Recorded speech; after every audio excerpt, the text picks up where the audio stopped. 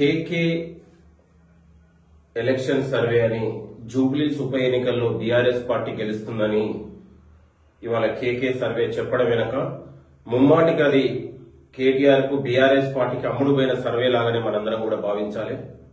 జూబ్లీస్ ప్రజలు ఇలాంటి కేకే సర్వేలను బోకే సర్వేలను ఈ బోగస్ సర్వేలను జూబ్లీస్ ప్రజలు నమ్మరని, జూబ్లీస్ ప్రజలు కాంగ్రెస్ పార్టీకి అభివృద్ధికి ఓటు వేస్తున్నారని, ఇలాంటి అమ్ముడుపోయిన సర్వేలు ప్రజల మధ్యన విద్వేషాలు సృష్టించి ఫలితాలను తప్పుదారి పట్టించాలనే ఆలోచనతో కుట్రదారులు బీఆర్ఎస్ పార్టీ కేటీఆర్ ఆడిస్తున్నటువంటి డ్రామాగా మనం చూడాలని కూడా మీ అందరికి కోరుతా ఉన్నాం.